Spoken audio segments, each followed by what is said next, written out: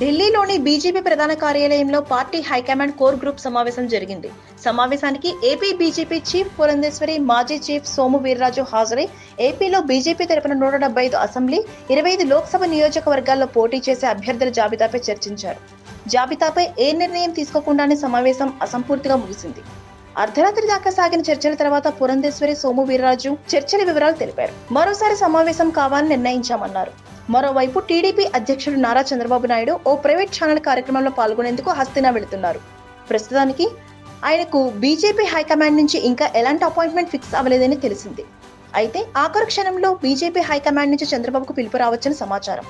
చంద్రబాబుతో చర్చలు జరిగాక పొత్తులపై ప్రకటన వెలువడే అవకాశం ఉందని పార్టీ వర్గాల ద్వారా తెలిసింది.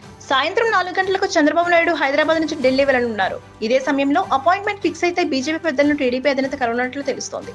ఈ పర్యటనలో బీజేపీతో పొత్తు, ఎన్డీఏలో చేరిక, సీట్ల సర్దుబాటుపై స్పష్టత వస్తుందని టీడీపీ, జనసేన వర్గాలు భావిస్తున్నాయి.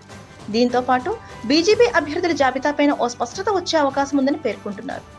కాగా నిన్న చంద్రబాబు ఉండవల్లి నివాసంలో జనసేన అధ్యక్షుడు పవన్ కళ్యాణ్తో చర్చలు జరిపారు. గంటన్నర పాటు సాగిన సమావేశంలో పొత్తుల అంశంతో పాటు త్వరలో ప్రకటించబోయే అభ్యర్థుల జాబితాపై చర్చించినట్లు తెలిసింది. Please subscribe Pragna media. Please like, share, subscribe to Pragna Media. Pragna Media, please do like, share and subscribe. Please subscribe to Pragna Media. Please like, share and comment if you like the video. Pragna Media.